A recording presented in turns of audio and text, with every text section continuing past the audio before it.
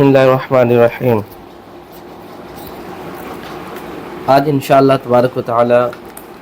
سورہ آل عمران کی آیت نمبر 10 سے پڑھنے کی کوشش کریں گے۔ اللہ تبارک و تعالی ارشاد فرماتا ہے، ان الذین کفروا لن تغنی عنہم اموالہم ولا اولادہم من اللہ شیئا، کہ بے شک وہ لوگ جو کفر کیے ان کو ان کے مال ان کے اولاد اللہ تبارک و تعالیٰ سے کچھ بھی بے نیاز نہیں کر سکیں گے، ہرگز بچا نہیں سکیں گے۔ یہاں اللہ تبارک و تعالیٰ کافروں سے مخاطب ہے اور فرما رہا ہے کہ بے شک جو لوگ کفر کیے ان کو نہ ان کے مال نہ ان کے اولاد اللہ تبارک و تعالیٰ سے ہرگز بچا سکیں گے۔ وَأُولَئِكَ هُمْ وَقُودُ النَّارِ، اور یہی لوگ ہیں جو دوزخ کا ایندھن ہیں۔ دیکھیے، اس سے پہلے اللہ تبارک و تعالیٰ نے مومنوں کا تذکرہ فرمایا تھا اور مومنوں کے حالتوں کو بیان فرمایا تھا، اور یہ فرمایا تھا کہ مومن جو حضرات ہیں وہ اللہ تبارک و تعالیٰ سے ہدایت پر ثابت قدم رہنے کی دعا کرتے ہیں اور اللہ تبارک و تعالیٰ پر ایمان رکھتے ہیں، اور قیامت کب آئے گی اس پر ایمان رکھتے ہیں، اور بعد الموت یعنی مرنے کے بعد اٹھایا جانا ہے اس پر ایمان رکھتے ہیں، اور اس پر وقوع قیامت اور بعد الموت پر وہ لوگ یقین رکھتے ہیں۔ اب اس آیت میں اللہ تبارک و تعالیٰ کافروں کے حالات کو بیان کر رہا ہے، اس لیے کہ آپ کو معلوم ہے کہ ہر چیز اپنے اپوزٹ سے اپنی ضد سے پہچانی جاتی ہے۔ جیسے ایمان کفر سے پہچانا جاتا ہے، جھوٹ سچ سے پہچانا جاتا ہے، جھوٹ سچ سے پہچانا جاتا ہے، اس طریقے سے جو چیزیں ہوتی ہے وہ اپنی ضد سے یعنی اپوزٹ چیز سے سمجھی جاتی ہے۔ قرآن مجید کا یہ اسلوب ہے، یہ طریقہ ہے قرآن مقدس کا کہ قرآن مقدس جب مومنوں کے حالات کو بیان فرماتا ہے تو اس کے ساتھ ساتھ اللہ تبارک و تعالیٰ مومنوں کے احوال کو بیان کرنے کے بعد کفار کے حالات کو اللہ بیان فرماتا ہے، تاکہ چیزیں اپنی ضد، اس لیے کہ چیزیں اپنی ضد سے پہچانی جاتی ہے، اسی وجہ سے اللہ تبارک و تعالیٰ مومنوں کے حالات کے بعد کافروں کے حالات کو بیان فرمایا۔ اس آیت کی تفصیل یہ ہے کہ ان الذین کفروا لن تغنی عنہم اموالہم ولا اولادہم من اللہ شیئا، کہ کافروں کو نہ ان کے مال نہ ان کی اولاد اللہ تبارک و تعالیٰ سے کچھ بھی بچا نہیں سکیں گے۔ اس آیت کی تفصیل یہ ہے کہ جن یہودی اور مدینہ کے منافقوں نے نبی کریم صلی اللہ تعالیٰ علیہ وسلم کی نبوت کے برحق ہونے کی معرفت ہو جانے کے باوجود میرے آقا پر ایمان نہ لایا اور انکار کر دیا، اور وہ لوگ جو اپنے دل میں کجی رکھتے ہوئے وہ لوگ آیت متشابہات کا ترجمہ خود کرتے ہیں، خود ساختہ ترجمہ کرتے ہیں اور ان کی تعویلات بیان کرتے ہیں، یہ وہ لوگ ہیں یہ وہ کفار ہیں جو حق جاننے کے باوجود حق پر ایمان نہیں رکھتے ہیں۔ نبی کی نبوت کی معرفت اسے حاصل ہو گئی، پھر بھی وہ نبی کی نبوت پر ایمان نہیں رکھتے ہیں۔ آیات متشابہات کے تعلق سے ان کو معلوم ہے کہ آیات متشابہات کا خود ساختہ ترجمہ نہیں کرنا چاہیے، لیکن اس کے باوجود اپنے دل میں کمی رکھتے ہوئے وہ لوگ آیات متشابہات کا ترجمہ کرتے ہیں، تو یہ وہی لوگ ہیں جن کو قیامت کے دن نہ ان کے مال نہ ان کے اولاد اللہ تبارک و تعالیٰ سے ہرگز بچا نہیں سکیں گے، خواہ اس کے مال کی تعداد زیادہ ہو یا اس کے اولاد کی تعداد زیادہ ہو، یعنی کچھ بھی ہو، لیکن اللہ تبارک و تعالیٰ سے ہرگز وہ مال اور دولت کفار و مشرکین کو بچا نہیں سکیں گے۔ اس آیت کی شان نزول یہ ہے، علامہ ابو الحیان اندلسی نے لکھا ہے کہ ایک نصرانی ابو حارثہ بن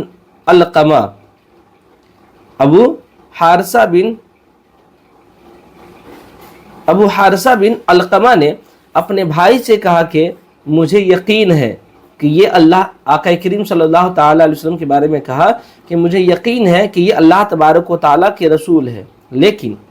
اگر میں نے لوگوں پر ان کی نبوت کے برحق ہونے کو ظاہر فرما دیا تو روم کے بادشاہ مجھ سے اپنے دیے گئے داد و دہش کو ہم سے چھین لیں گے اور سب مال واپس لے لیں گے جو انہوں نے مجھے دیے تھے۔ اس روایت سے معلوم کیا ہوتا ہے کہ یہ آیت نصرانی کے تعلق سے نازل ہوئی، اور وہ ابو حارثہ بن علقمہ کی ذات تھا جو اپنے بھائی سے کہہ رہا تھا کہ یقیناً نبی برحق ہے، لیکن ہم اس وجہ سے ان پر ایمان نہیں لا رہے ہیں کہ اگر لوگوں کے سامنے ہمارے ایمان ظاہر ہو گئے تو یہ لوگ تو روم کے بادشاہ ہم سے مال و دولت کو چھین لیں گے، یعنی مال کی دولت کی محبت کی وجہ سے وہ اللہ کے رسول صلی اللہ تعالیٰ علیہ وسلم پر ایمان نہیں لائے۔ چنانچہ یہ مال کی محبت یہ کفار کو، یہ کافر حضرات کو قیامت کے دن اللہ تبارک و تعالیٰ سے ہرگز بچا نہیں سکے گی۔ حضرت عبداللہ ابن عباس رضی اللہ تعالیٰ عنہما نے فرمایا کہ یہ آیت بنو قریظہ اور بنو نذیر کے متعلق نازل ہوئی، اس لیے کہ یہ بنو نذیر اور بنو قریظہ کہ یہ لوگ اپنے مال اور اولاد پر کافی فخر کرتے تھے۔ ان کے پاس مال ہوتا تھا تو اپنے آپ کو فخر محسوس کرتے تھے، اولاد کثیر ہوتے تھے تو اپنے آپ کو فخر محسوس کرتے تھے، ٹھیک ہے نا؟ تو انہی کے متعلق یہ آیت نازل ہوئی،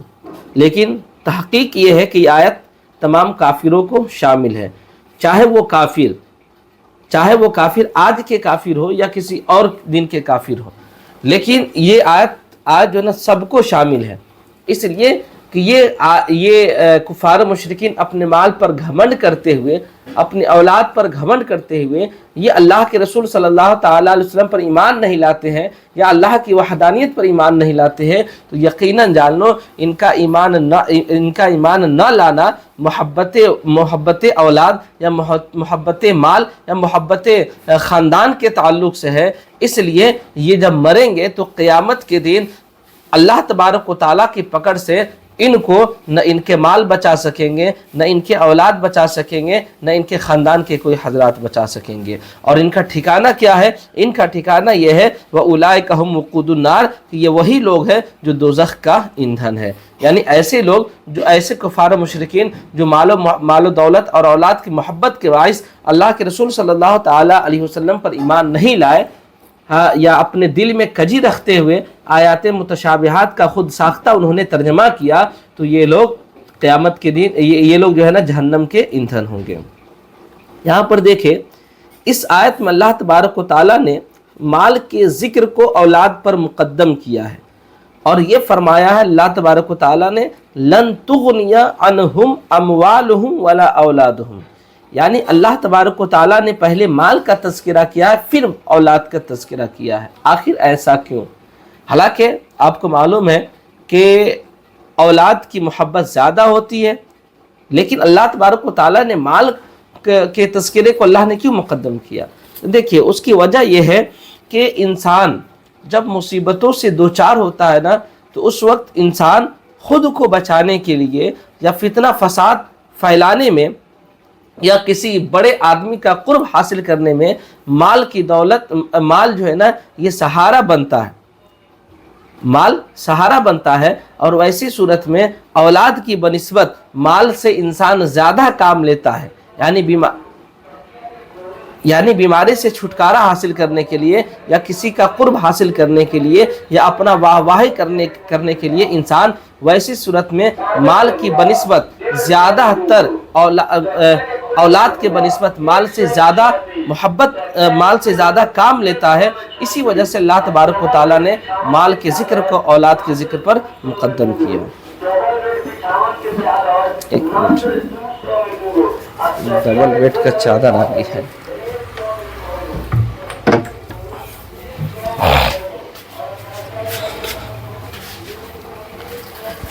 چلیے،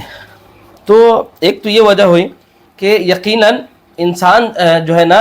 اپنے آپ کو مصائب سے بچانے کے لیے یا پھر دوسرے کا قرب حاصل کرنے کے لیے انسان اولاد کے بنسبت مال سے زیادہ کام لیتا ہے۔ اسی وجہ سے اللہ تبارک و تعالیٰ نے مال کا ذکر مقدم رکھا ہے اولاد پر۔ اور قرآن مقدس کی بہت ساری آیتیں ایسی ہیں جس میں اللہ تبارک و تعالیٰ نے مال کے ذکر کو اولاد کے ذکر پر مقدم کیا۔ جیسے سورہ سبا آیت نمبر 37 میں اللہ تبارک و تعالیٰ ارشاد فرماتا ہے، اللہ تبارک و تعالیٰ ارشاد فرماتا ہے وَمَا أَمْوَالُكُمْ وَلَا أَوْلَادُكُمْ بِالَّتِي۔ تو دیکھیے یہاں پر اللہ تبارک و تعالیٰ نے سورہ سبا آیت نمبر 37 میں جو فرمایا وَمَا أَوْلَادُكُمْ وَمَا أَمْوَالُكُمْ وَلَا أَوْلَادُكُمْ، تو یہاں بھی اللہ تبارک و تعالیٰ نے مال کے ذکر کو مقدم کیا ہے۔ اسی طریقے سے سورہ انفال آیت نمبر 28 میں اللہ تبارک و تعالیٰ ارشاد فرماتا ہے وَاعْلَمُوا أَنَّمَا أَمْوَالُكُمْ وَأَوْلَادُكُمْ فِتْنَةٌ۔ دیکھیں یہاں بھی اللہ تبارک و تعالیٰ نے اولاد کے ذکر کو مال کے ذکر کو اللہ تبارک و تعالیٰ نے اولاد پر مقدم کیا ہے۔ اسی طریقے سے سورہ حدید آیت نمبر 20 میں اللہ تبارک و تعالیٰ ارشاد فرماتا ہے اعلموا انما الحیات الدنیا لعب ولہو وزینۃ وتفاخر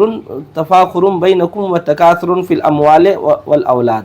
یہاں بھی دیکھیں اللہ تبارک و تعالیٰ نے مال کے ذکر کو اولاد کے ذکر پر مقدم کیا ہے۔ اسی طریقے سے سورۃ الشعراء آیت نمبر 88 میں اللہ تبارک و تعالیٰ ارشاد فرماتا ہے یوم لا ينفع مال ولا بنون۔ دیکھیے یہاں بھی اللہ تبارک و تعالیٰ نے مال کے ذکر کو اولاد کے ذکر پر مقدم کیا ہے۔ تو پتہ کیا چلا کہ قرآن مقدس میں بہت ساری جگہ ایسی ہیں جہاں پر اللہ تبارک و تعالیٰ نے مال کے ذکر کو اولاد کے ذکر پر مقدم کیا ہے، اور بعض جگہ ایسی بھی ہیں جہاں اللہ تبارک و تعالیٰ نے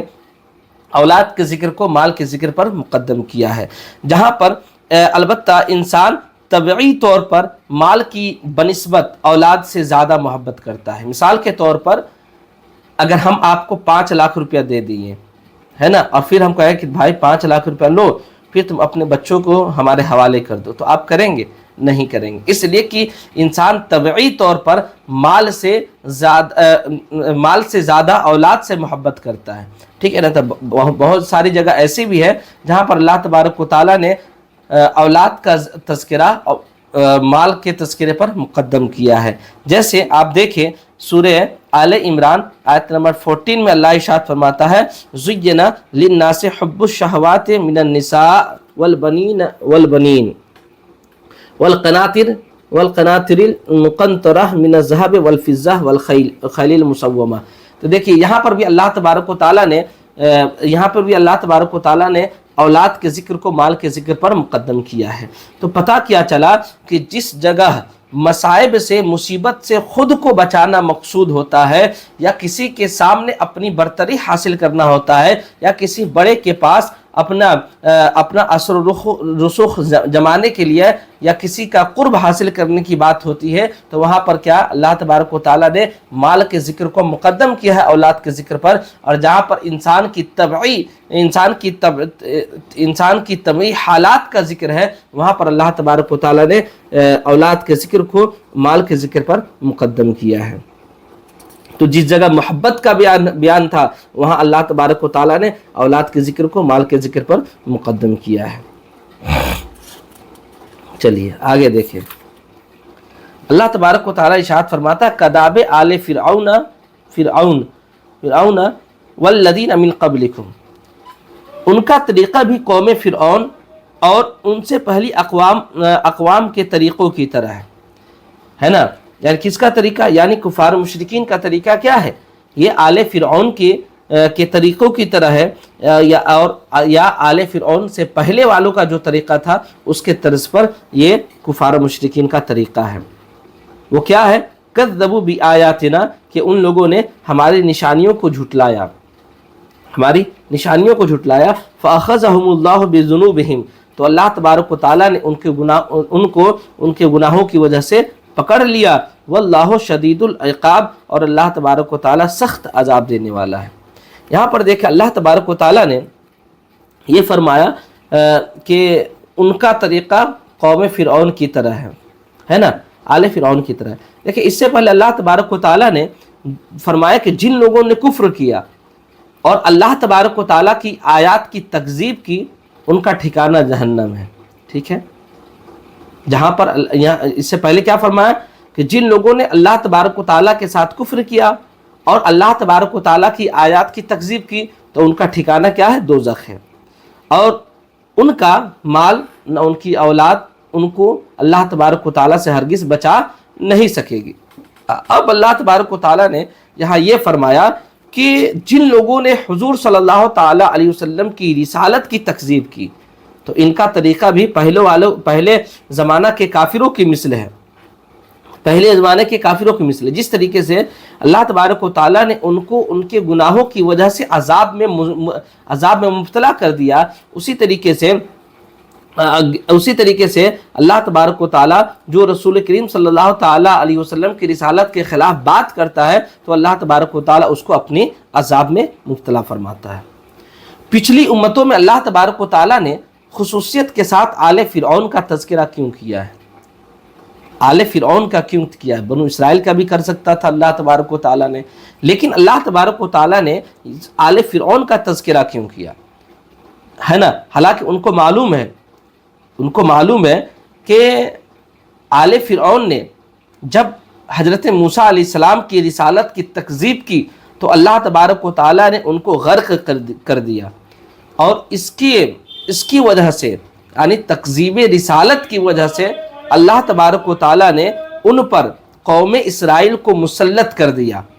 اور آل فرعون کا وارث بنو اسرائیل کو بنا دیا گیا۔ تو دیکھیں آپ، حضرت موسیٰ علیہ السلام کی تکذیب حضرت موسیٰ علیہ السلام کی تکذیب قوم فرعون نے کی، تو اللہ تبارک و تعالیٰ نے عذاب کیا دیا کہ اللہ تبارک و تعالیٰ اسے دریا میں غرق کر دیا، ہے نا؟ اور یہ بھی عذاب دیا کہ اس کے جو بھی مال و دولت تھے جس پر وہ لوگ فخر کرتے تھے، ان سب مال و دولت کا وارث اللہ تبارک و تعالیٰ بنو اسرائیل کو بنا دیا۔ اب بنو اسرائیل اس کے مال پر کیا ہو گئے؟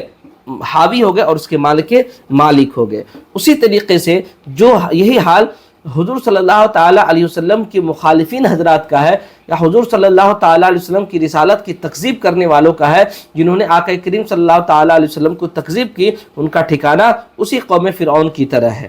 ہے نا؟ یا قوم فرعون سے پہلے جو اللہ تبارک و تعالیٰ نے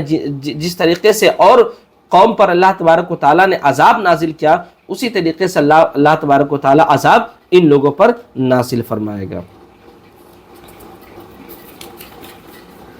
آخر دیکھیں اللہ تبارک و تعالیٰ ارشاد فرماتا ہے قُلْ لِلَّذِينَ كَفَرُوا سَتُغْلَبُونَ وَتُحْشَرُونَ إِلَى جَهَنَّمَ